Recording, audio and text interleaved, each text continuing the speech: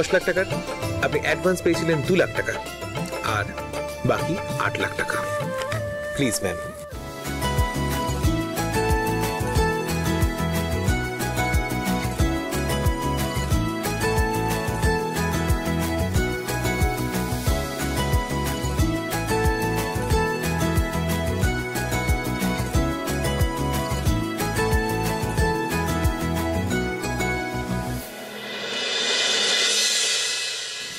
হ্যাঁ ব্যাস ওকে, তাহলে একদম জোর কদমে এবার লেগে পড়ুন।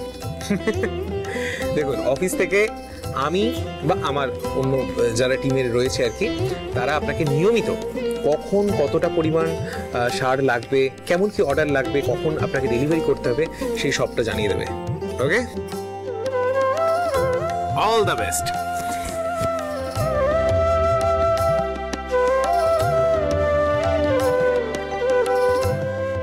আমি পুরো চেষ্টা করব আমার কোম্পানির এই সুনাম ধরে রাখতে স্যার। আপাতত ব্যাংকে গিয়ে এই চেকটা আমার তাড়াতাড়ি ভাঙাতে হবে।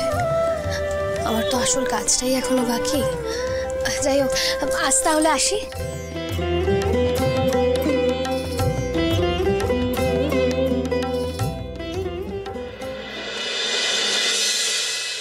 জিনিসগুলো দাও। হ্যাঁ,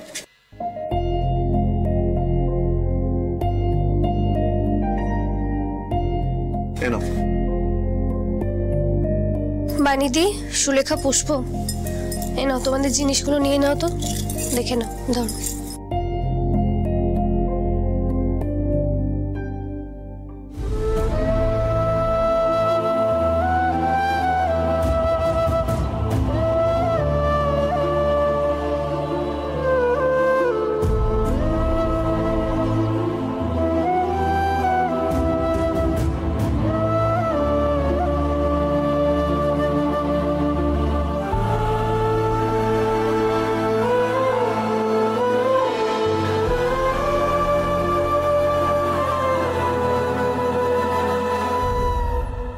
কিন্তু পুতুল, তুমি আবার এখন এসব ছাড়াতে গেলে কেন? সারের অর্ডারের যা পেমেন্ট পেয়েছো তা দিয়েই তো এসব ছাড়াতে চলে গেল। আমাদের তো এক্ষুনি সব দরকার ছিল না।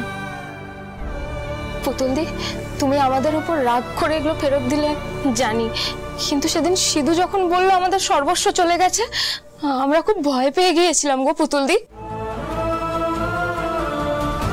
হ্যাঁ পুতুল, আমরা সত্যিই চেয়েছিলাম যে এগুলো দিয়ে তুমি তোমার নিজের ব্যবসা বাড়াও। হ্যাঁ, ব্যবসাটা যখন আমার, আমি তো সেটা বাড়াবার চেষ্টা অবশ্যই করব।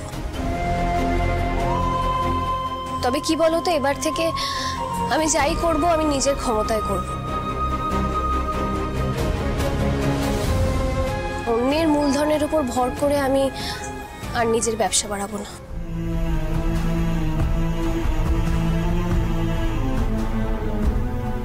আচ্ছা যাক, এসব কথা বাদ দাও।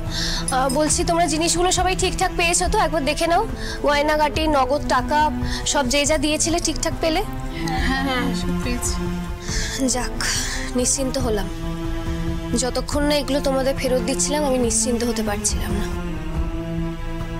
এবার আমাকে একটা কথা বলো তো, তোমরা সবাই যে জিনিসগুলো হারিয়ে ফেলার ভয় পাচ্ছিলে, সেগুলো তো আমি তোমাদের ফেরত দিয়ে দিলাম,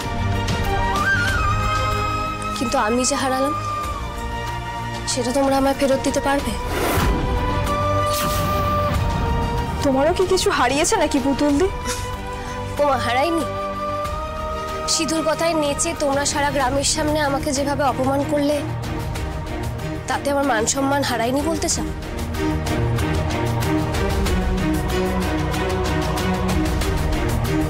আসলে কি জানো তো, রাস্তার লোকে কে কি বললো, সিধু কি বলে আমায় অপমান করলো, তাতে আমার কিচ্ছু যায় আসে না।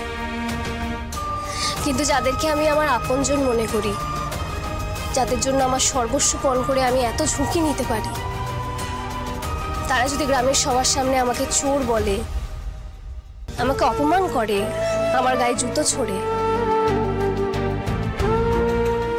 তাহলে আমার সম্মান যায় বই কি?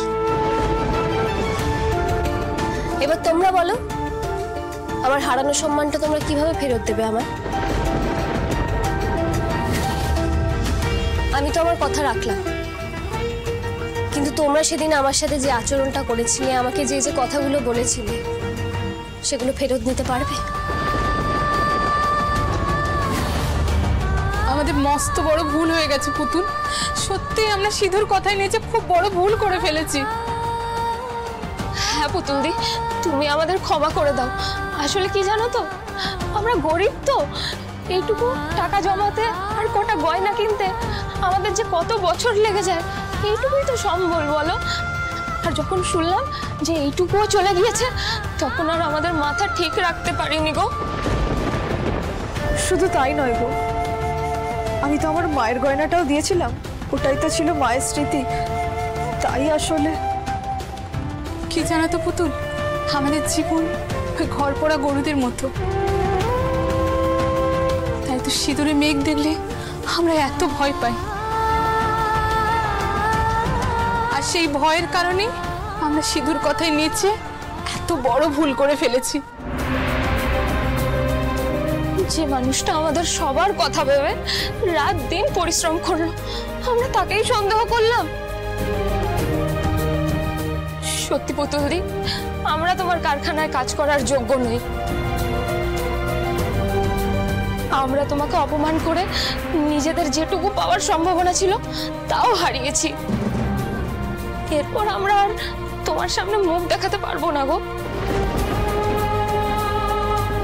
হ্যাঁ পুতুলদি, তোমার মন খুব বড় জানো তো। যারা তোমাকে এত বড় অপমান করলো, তুমি যে তাদের সাথে এখনো এত ভালো ব্যবহার করছো, এটাই অনেক। অন্য কেউ হলে তো মুখই দেখতো না। তুমি হয়তো আমাদেরকে ক্ষমা করে দিয়েছো পুতুলদি, কিন্তু আমরা তো আমাদের নিজেদের কাছেই ছোট হয়ে গিয়েছি। আমাদের ক্ষমা করে দাও পুতুলদি। কি করছো? ওঠো ওঠো, মানিনি, তুমি আমাকে বয়সী মনে এরকম করো না। ওঠো পুষ্প সুলেখা, ওঠো, তোমরা সবাই ওঠো। খুব বয়সী বড়, কিন্তু মানুষ হিসেবে তুমি আমাদের সবার থেকে অনেক বড়। আমাদের পায়ের জুতো তোমার গায়ে লেগেছিল পুতুলদি, তোমার পা ধরে অন্তত সেই পাপের প্রায়শ্চিত্ত করতে দাও পুতুলদি। তুমি মানুষ নয় গো, তুমি সাক্ষাৎ দেবী। তুমি ক্ষমা করো আমাদের, তুমি ক্ষমা করো পুতুলদি। কি বলছো এসব তোমরা? চুপ করো, আমাকে এসব বলে অস্বস্তিতে ফেলো না। ঠিক আছে পুতুলদি, আমরা আসি। তুমি আমাদেরকে ক্ষমা করে দিলেও আমরা যে পাপ করেছি তার শাস্তি যে আমাদেরকে পেতেই হবে। আমরা নিজেরাই নিজেদের শাস্তি দেব পুতুলদি। আমরা আর এখানে কাজ করতে পারবো না, সেই মুখ আমাদের নেই। আমরা যাই। দাঁড়াও, কেউ কোথাও যাবে না। তোমরা যদি সত্যি আমাকে এতটা সম্মান করে থাকো, তাহলে আমি যা বলছি তোমরা সব শুনবে। বড় কিছু করতে গেলে তো বাধা আসবেই, কিন্তু সেই বাধায় আটকে থাকলে তো চলবে না। একে অপরের হাত ছাড়লেও চলবে না। আমি তোমাদের কোথাও যেতে দেব না। তোমরা আমার শক্তি। আমি যদি এই কোম্পানিকে বড় করি, তাহলে আমার সাথে সাথে তোমরাও বড় হবে। এই কোম্পানি যেমন আমার স্বপ্ন, তেমন তোমাদের সবার অনেক আশা ভরসার জায়গা। আমরা আরো পরিশ্রম করব, সবাই কাঁধে কাঁধ মিলিয়ে খুব খাটবো। আমরা দেখিয়ে দেব যে আমরা গ্রামের সাধারণ বাড়ির মেয়ে বউরা কোনো অংশে কম নয়। সত্যি বলছো পুতুল? তুমি মন থেকে বললে? তুমি আমাকে এখনো চিনলে না বানিতি?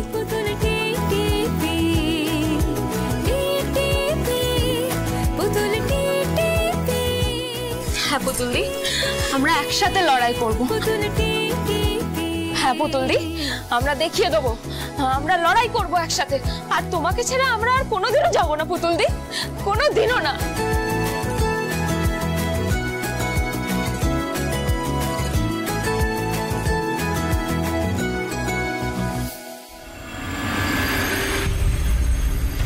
এসব আপনি কি বলছেন ম্যানেজার বাবু? গত 3-4 মাস ধরে কোম্পানিতে এইসব চলছে? আগে হ্যাঁ মাঠান, গত 3-4 মাস যাবৎ আমরা পুরো মাইনে পাইনি। কিছু বলতে গেলেই আমাদের বলা হয় যে বাজার এখন একটু খারাপ, কোম্পানির অবস্থা খারাপ, অর্ডার সমস্ত ক্যান্সেল হয়ে যাচ্ছে, ইত্যাদি ইত্যাদি। আর তা হবে নাই বা কেন? ক্লায়েন্টেরই বা দোষ কি? আমাদের কোম্পানির সারের গুণমান এত খারাপ হয়ে গেছে যে তারা আর সাপ্লাই নিতেই চাইছে না। অবস্থা এদিকে খারাপ, আর কোটি কোটি টাকা নয়ছয় হয়ে যাচ্ছে মাথায়। এইভাবে চললে আমাদের কোম্পানি যে কোনো দিন উঠে যাবে। ওদের মধ্যেও ক্ষোভ জমতে শুরু করেছে মাথা, যে কোনো দিন ওরা ধর্মঘটে বসবে। ম্যানেজার বাবু, আপনি এই সময় এখানে? কি হয়েছে? এমনি এমনি সাত করে তো আর আসেননি। যাদের হাতে কোম্পানি তুলে দিয়েছো সেই গুণধরদের কীর্তিকলাপ বলতে উনি এসেছেন। নিজের কানেই শোনো কোম্পানির কি হাল করেছে ওরা। ম্যানেজার বাবু, আপনি বলুন, আপনি নির্ভয়ে বলুন, কিচ্ছু লুকোবেন না, বলুন কি ঘটেছে, বলুন।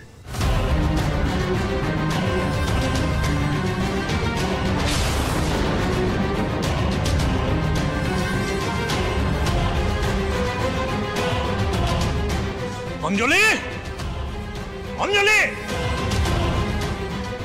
একবারে নেমে এসো, নেমে এসো। দাদু ভাই, পুতুল মা, পুতুল। কি হয়েছে দাদা? বলছি তার আগে তুই এক কাজ করতো মা, অরুণ আর ছোট বৌমাকে এখানে নিয়ে আস। হ্যাঁ, আমি এক্ষুনি ডাকছি। দাঁড়া। কি হলো অঞ্জলি? শুনতে পাচ্ছ না? তখন তোকে দেখে যাচ্ছি। নেমে এসো। কি ব্যাপারটা কি? হ্যাঁ, চিৎকার করে একেবারে বাড়ি মাথায় করছো কেন?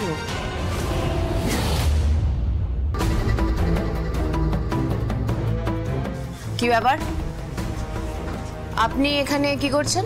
মানে অফিসে আপনার কোনো কাজ নেই, এখানে গুলতানি করতে এসেছেন, এই জন্য আপনাকে মাইনে দেওয়া হয়? কি মাইনের কথা বলছেন মাঠান? আমরা তো এ মাসেও অর্ধেক মাইনে পেয়েছি। আর কাজের কথা বলছেন? কাজের কথা আর কি বলবো? আর কি কাজ করব বলুন তো? কাজের কি কিছু অবশিষ্ট আছে? পুরনো যে সমস্ত কাস্টমাররা মাল নিত তারা সার নেওয়া বন্ধ করে দিয়েছে। গোডাউনটা সারানো হয়নি, কতদিন হয়ে গেল। বারবার বলা সত্ত্বেও আপনারা কোনো রকম ব্যবস্থা নিচ্ছেন না। কাঁচা মাল যা ছিল তা অর্ধেকের ওপর ড্যাম করে নষ্ট হয়ে গেছে। এদিকে অর্ডারও নেই, আর কাজ করতে বলছেন। কিভাবে কাজ চালাবো বলুন তো? আরে বাবা, আপনি এখানে দাঁড়িয়ে কাঁদুনি গাইছেন কেন? আমি তো বুঝতে পারছি না। কাঁচা মালে যখন ট্যাম্প লেগে নষ্ট হয়ে গেছে তখন যান না, আবার কিনে নিন নতুন করে। কি করে কিনবো ম্যাডাম? কাঁচা মাল কিনতে গেলে তো টাকা লাগবে। সেই ফান্ড আছে কোম্পানির ঘরে, সব টাকাই তো তুলে নেওয়া হয়েছে।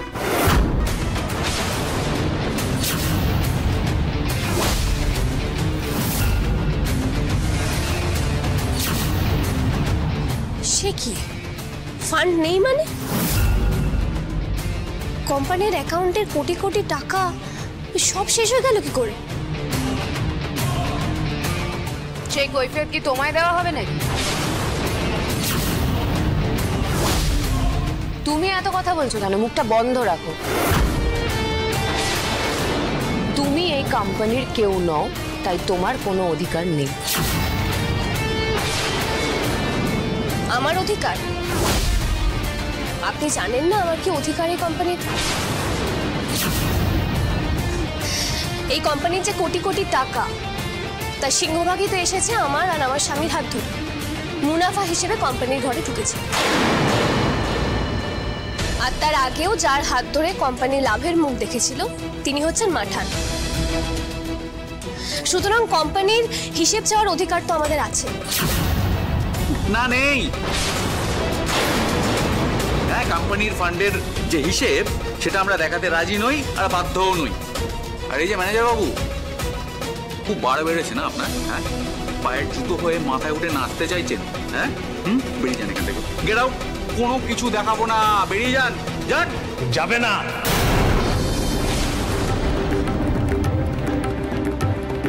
এই তুমি কোথাকার হরিদাস পালে যে আমাদের মধ্যে কথা বলছো? হ্যাঁ, তুমি তো উড়ে এসে জুড়ে বসেছো এই সংসারে। হ্যাঁ, আবার বড় বড় কথা। হ্যাঁ,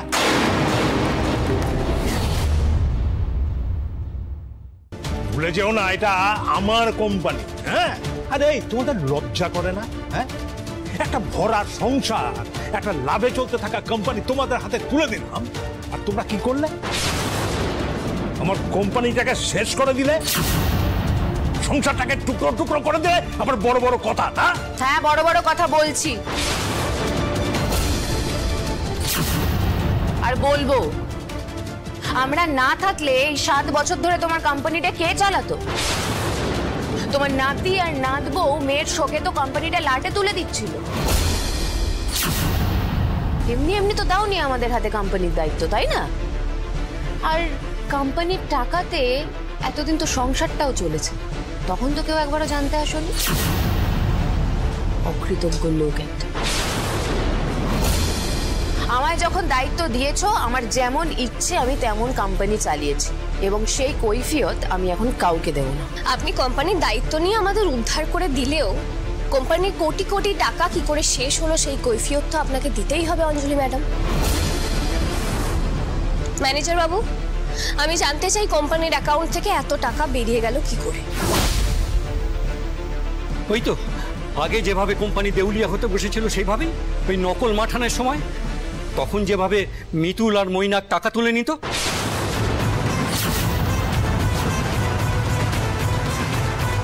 তফাৎ শুধু একটাই, তখন হাজার হাজার টাকা তুলে নেওয়া হতো, আর এখন লাখ লাখ টাকা তুলে নেওয়া হচ্ছে। এই তো অঞ্জলি ম্যাডাম নিজেই 10 লাখ টাকা করে প্রতি মাসে তুলে নেন।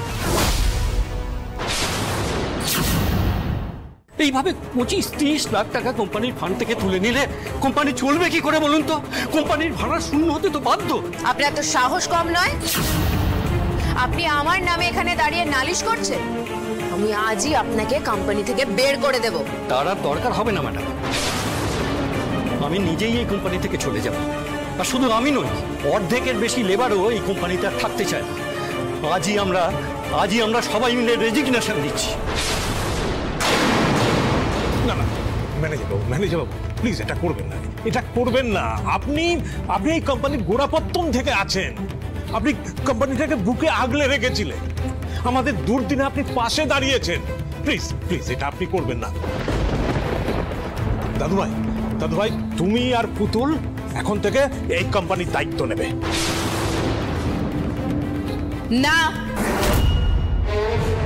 ভুলে যেও না যে এই কোম্পানির পাওয়ার অফ অ্যাটর্নি এখনো আমার হাতে। এরা দুজন এই কোম্পানিতে ঢুকবেন না, আমি ওদের দুজনকে অ্যালাউ করব না।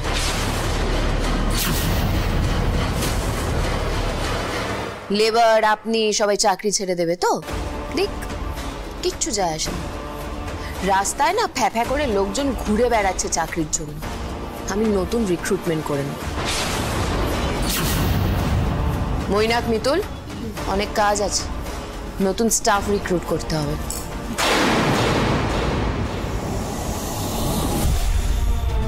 বিশ্বাস করুন আমি নিরুপায়, তাই আমি কাজটা ছাড়তে বাধ্য হচ্ছি।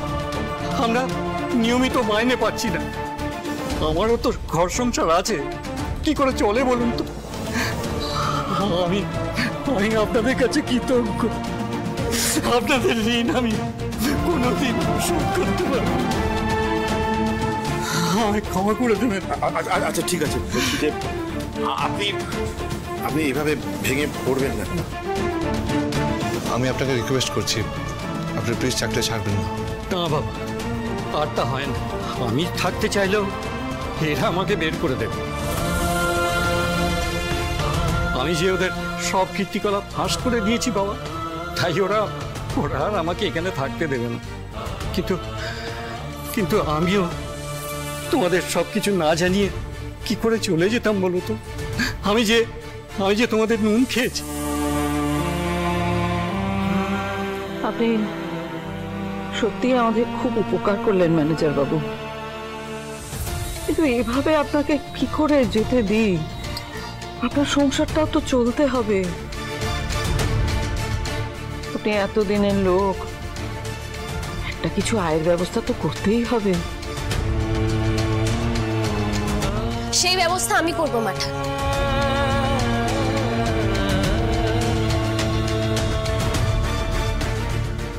ম্যানেজার বাবু, আপনি আজ রায়চৌধুরী বাড়ির এক কোম্পানি ছাড়ছেন, আর কাল থেকে আপনি রায়চৌধুরী বাড়িরই আর এক কোম্পানি জয়েন করবেন।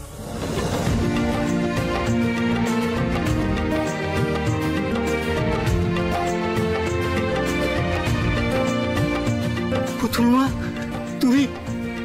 তুমি আমাকে চাকরি দেবে? হ্যাঁ ম্যানেজার বাবু, শুধু আপনাকে নয়, যারাই এই কোম্পানি ছাড়বে তাদের সবার জন্য আমার কোম্পানির দরজা খোলা।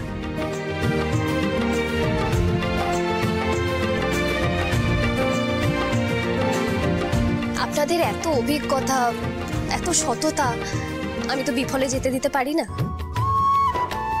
তবে হ্যাঁ, আমার তো নতুন কোম্পানি, আমার সামর্থ্য খুবই কম। এখন হয়তো আপনাদেরকে আগের মতো মাইনে আমি দিতে পারবো না, তবে একটা কথা আমি আপনাকে দিতে পারি, আমরা যদি সবাই কাঁধে কাঁধ মিলিয়ে পরিশ্রম করি তাহলে কিন্তু এই কোম্পানিও বড় হবে অনেক।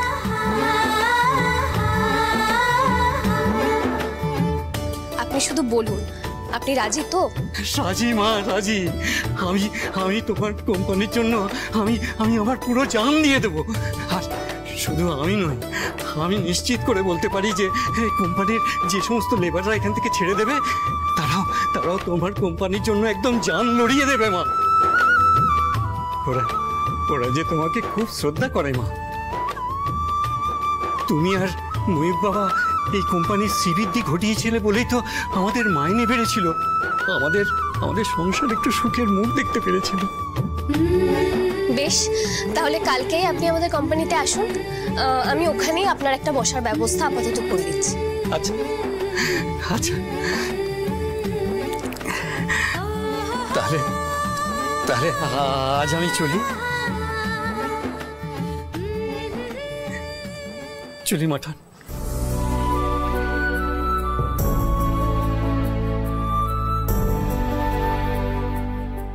মারে, তুই পারবি মা, তুই পারবি। এই রায়চৌধুরী বাড়ি, এই ব্যবসার পুরনো গৌরব ফিরিয়ে দিতে তুই পারবি।